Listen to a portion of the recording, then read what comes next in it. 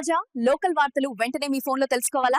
ఇప్పుడే play store లో IB smart news అని సెర్చ్ చేసి యాప్ ను డౌన్లోడ్ చేసుకోండి. డిస్క్రిప్షన్ లో లింక్ ఉంది. Download now. పచ్చని పల్లెలు పరిశ్రమల పేరుతో కాలుష్య బారిన పడుతున్న ఉదాహరణలు రోజురోజుకి పెరుగుతున్నాయి. అభివృద్ధి పేరుతో వస్తున్న ప్రాజెక్టులు అక్కడి ప్రజల జీవన విధానాన్ని మార్చేస్తున్నాయి.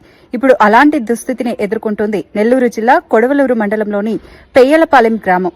2 సంవత్సరాల క్రితం ఏర్పాటైన బయోగ్యాస్ పరిశ్రమ ఇప్పుడు గ్రామానికి శాపంగా మారిందని స్థానికులు ఆవేదన వ్యక్తం చేస్తున్నారు. భరించలేని దుర్వాసన, రాత్రి వేళల్లో భారీ శబ్దాలు, గాల్లో వ్యాపిస్తున్న పొగలు గ్రామస్తులను తీవ్రంగా ఇబ్బందులకు గురిచేస్తున్నాయి. ముఖ్యంగా చిన్నపిల్లలు, గర్భిణీ స్త్రీలు అనారోగ్యాలకు గురవుతుండటం ఆందోళన కలిగిస్తోంది. తమ సమస్యలను అధికారుల దృష్టికి తీసుకెళ్లినా ఎవరూ పట్టించుకోవడం లేదని గ్రామస్తులు వాపోతున్నారు.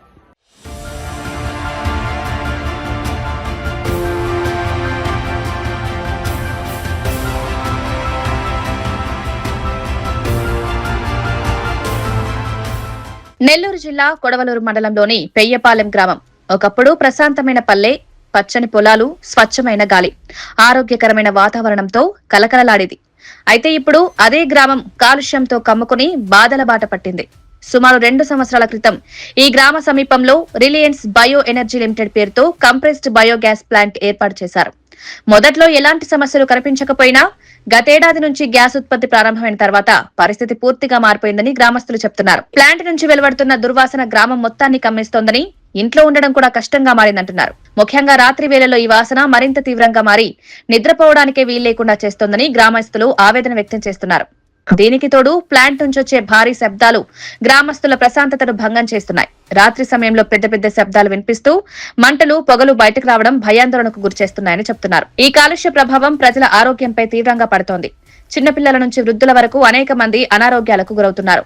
శ్వాస తీసుకోవడంలో ఇబ్బందులు, దగ్గు, కళ్లు మండడం, తలనొప్పులు, వాంతులు వంటి సమస్యలు ఎక్కువగా కనిపిస్తున్నాయని గ్రామస్తులు చెప్తున్నారు. ప్రత్యేకంగా గర్భిణీ స్త్రీల పరిస్థితి మరింత ఆందోళనకరంగా ఉంది.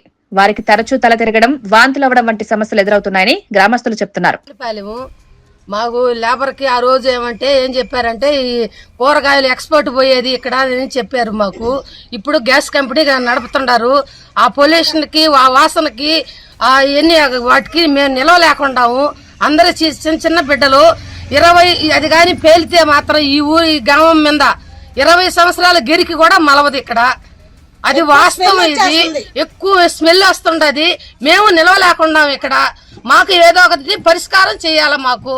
మేము నిలవలేకుండా ఇక్కడ మాత్రము. నిద్ర లేచిన పొద్దుకు నా కళ్ళు మంటలు వస్తుండయి.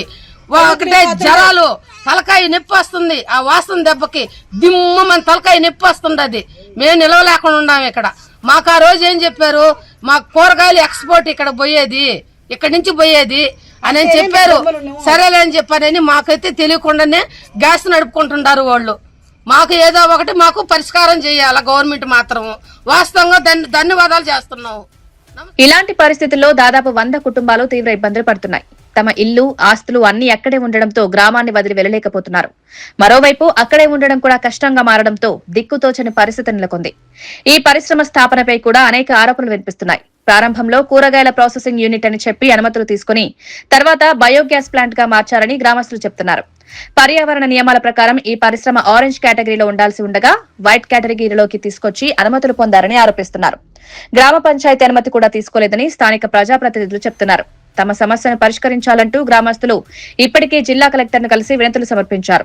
కలెక్టర్ స్పందించి చర్యలు తీసుకోవాలని అధికారులను ఆదేశించినప్పటికీ ఇప్పటి వరకు ఎలాంటి మార్పు కనిపించలేదని గ్రామస్తులు అంటున్నారు. పొల్యూషన్ కంట్రోల్ బోర్డు కార్యాలయానికి వెళ్లి ఫిర్యాదులు చేసినప్పటికీ అధికారులు స్పందించలేదని వారు ఆవేదన వ్యక్తం చేస్తున్నారు.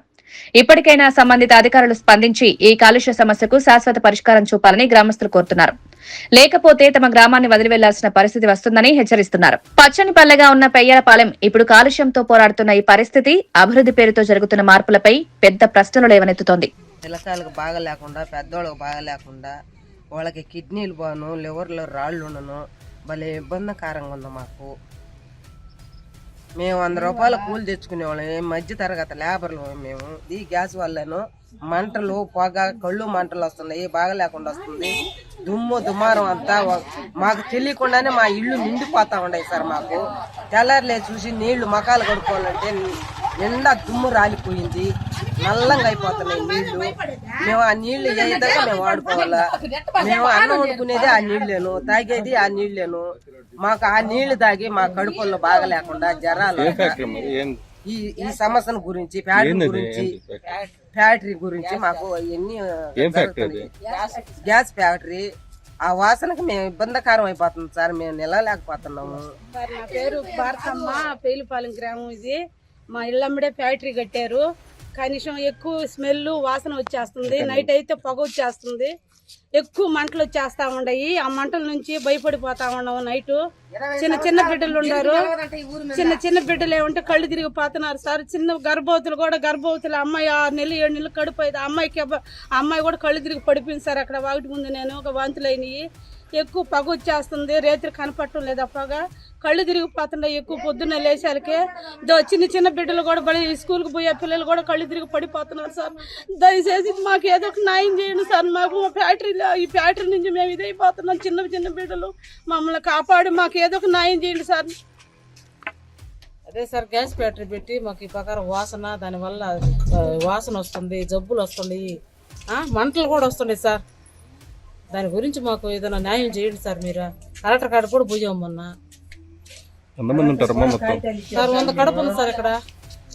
ఆ వాసన వల్ల మాకు కళ్ళు తిరిగి పడిపోతున్నారు. మున్సిపల్ ఆఫీస్కి పోయాం. వాళ్ళు ఏమి గమ్మున ఉండరు.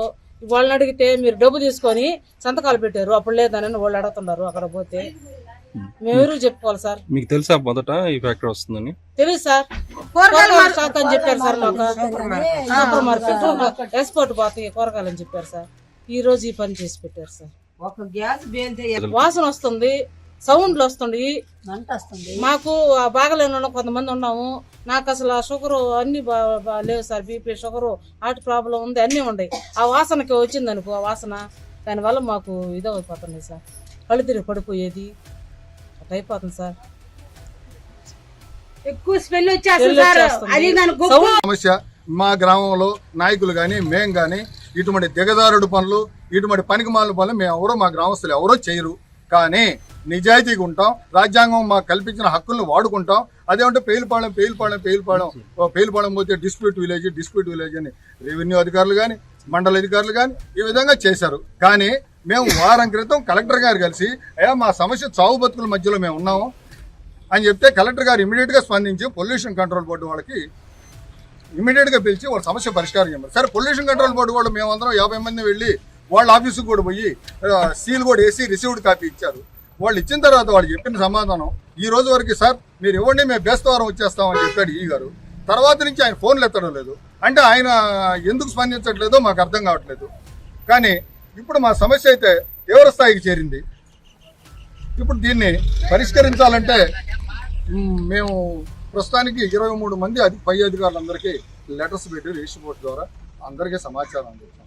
ఈ రోజు వరకు మేము సోమవారం గ్రీవెన్స్లో ఇస్తే కలెక్టర్ గారు వెంటనే స్పందించి పొల్యూషన్ వాళ్ళకి అన్ని డిపార్ట్మెంట్ పంపిస్తే ఒక్క డిపార్ట్మెంట్ వాళ్ళు ఈరోజు మా గ్రామానికి రాలా. అంటే ఈ ఉద్దేశం ఈ ఫ్యాక్టరీ యాజమాన్యం ఎవరిని ఏ విధంగా భయభ్రాంతులకు గురి చేసిందో అర్థం కావట్లే. అయితే మేమైతే ఈ ఊర్లో జీవనం సాగించలేము. ఆయన పోలీసు కంట్రోల్ వాళ్ళ నామ్స్ ప్రకారం ప్లాంట్ ఎత్తి ఇవ్వండి, మేము కోరలైంది. మా ప్రాణాలు కాపాడండి, న్యాయం చేయండి గ్రామానికి. దానికి సంబంధించినటువంటి నియంత్రణ చర్యలు ఏమేమి తీసుకోవాలో అవి తీసుకొని కాపాడండి. స్థానికులకి ప్రయారిటీ ఇవ్వండి. ఉద్యోగాల్లో వాటిల్లో మాకు ఇబ్బందికరంగా ఉంది. దానికి మేము లేచిపోవాల్సిన పరిస్థితి. కనీసం తిండి లేకున్నాము. రాత్రులు పిల్లలు చదువుకోవాలంటే చాలా ఇబ్బందికరమైన పరిస్థితులు అనుభవిస్తున్నారు. పెద్ద పెద్ద శబ్దాలు వస్తాయి. పొగులకి శబ్దాలు తక్కువ. నైట్ టైము పెద్ద శబ్దాలు వస్తున్నాయి. పిల్లలు, వృద్ధులు చాలా ఇబ్బంది పడుతున్నారు. గ్రామం కోసం వరకు వస్తుంది పని. ముఖ్యంగా ఇక్కడ పక్కనే అరుంతివాడ కాలనీ, ఎస్సీ కాలనీ మరీ ఇబ్బంది పడుతున్నారు. కొన్ని సమయంలో తిండి తినేటప్పుడు బయట తినలేరు. బయట తింటే అది ఏం పడుతుందా, ఏం వాసన వస్తుంది తినలేక ఈగులు కూడా పోయిన సమయంలో ఇక్కడ ముడి పదార్థాలు పేడ వాడతారు. పేడ, గిన్నె పదార్థాలు వాడతారు. ఈ పేడ వచ్చే సమయంలో వాటి నుంచి వచ్చేటువంటి ఈగలు, దోమలు దగ్గర ఉండే ప్రాంతం కాబట్టి వాడి కిందనే ఉంది, ప్లాంట్ కిందనే ఉంది. వాళ్ళు ఇబ్బంది సఫర్ అవుతున్నారు. మేము కనీసం అందరూ వాళ్ళు ఏదైనా మీ ఊళ్ళో వాళ్ళు అందరూ స్పందించాలంటే మేము కూడా ఏందని చెప్పి మాకు కూడా వీటి మీద గట్టిగా మాట్లాడితే ఈ పరిస్థితి కలుగుతున్నాయి. ముఖ్యంగా మేము కోరేది ఈ డ్రైనేజ్ బయోగ్యాస్ ఎనర్జీ ప్లాంట్ వాళ్ళు యాజమాన్యం సత్వరమే సంబంధించినటువంటి పొల్యూషన్ సంబంధించి మా యొక్క సమస్యలని పరిష్కరించి గ్రామస్తులకి న్యాయం చేయాలని చెప్పి మేము డిమాండ్ చేస్తున్నాం. ఇదే విధంగా ఎమ్మెల్యే గారు, ఎంపీ గారు అందరూ కూడా ఈ విషయం పైన స్పందించాలని చెప్పి ప్రజల తరఫున మేము కోరుకుంటాం.